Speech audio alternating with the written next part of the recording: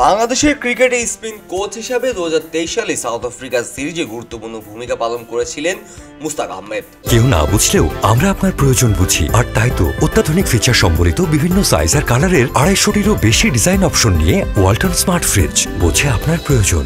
কিন্তু West Indies সফরে spin coach ছাড়াই ক্যারিবিয়ান দ্বীপপুঞ্জে গিয়েছিলেন মেহেদী হাসান মিরাজ ও নাসুম আহমেদরা।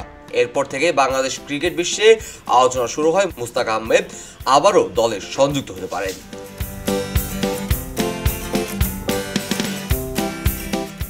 এখন তার ফেরার খবরটা নিশ্চিত হয়েছে। মুস্তাক আহমেদ চ্যাম্পিয়ন্স ট্রফি 2025-কে সামনে রেখে আবারও বাংলাদেশ দলের স্পিন কোচ হিসেবে দায়িত্ব নেবেন। এ সময় তিনি মেহেদী হাসান মিরাজ, নাসুম আহমেদ সহ আরও অন্যান্য স্পিনারদের সঙ্গে কাজ করবেন।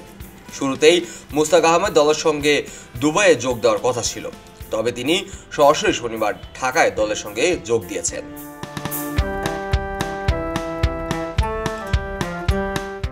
বাংলাদেশ ক্রিকেট বোর্ড বিসিবির নির্ভরযোগ্য সূত্র খবরের কাগজকে জানিয়েছে, মুস্তাক আহমেদ আপাতত শুধুমাত্র চ্যাম্পিয়ন্স ট্রফিতে স্পিনারদের নিয়ে কাজ করবেন।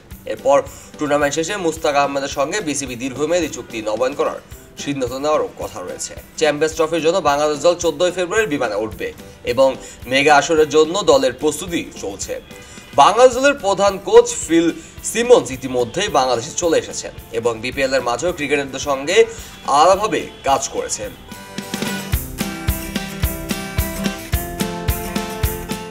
মুস্তাক আহমেদ 53 বছর বয়সী সাবেক লেগ স্পিনার কিংবদন্তি। ইংল্যান্ডে স্পিন বোলিং কোচ হিসাবে 2008 থেকে 2014 সাল পর্যন্ত কাজ করেছিলেন। এছাড়া 2018 থেকে 2019 সাল পর্যন্ত ওয়েস্ট ইন্ডিজ এবং 2020 থেকে 2022 পর্যন্ত পাকিস্তান দলের স্পিন কোচ হিসেবে দায়িত্ব পালন করেছিলেন। 2014 সাল থেকে 2016 সাল পর্যন্ত পাকিস্তানের বোলিং পরামর্শক হিসেবেও কাজ করেছেন এই কিংবদন্তি।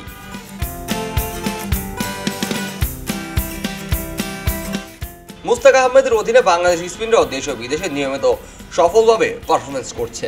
তার অভিজ্ঞতা এবং দক্ষতা বাংলাদেশ স্পিন বোলিং আক্রমণকে আরও শক্তিশালী করবে, যা চ্যাম্পিয়ন্স ট্রফির মতো বড় টুর্নামেন্টে দলের জন্য অত্যন্ত গুরুত্বপূর্ণ। কাজী মোহাম্মদ আরাফাত, কে স্পোর্টস, খবরের কাগজ।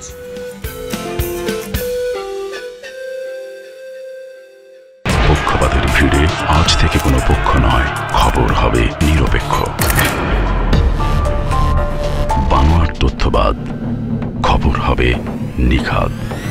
ভেঙে গুজবের শিখ, খবর হবে নির্ভীক। খবরের কাগজ, নিখাদ, নির্ভীক, নিরপেক্ষ।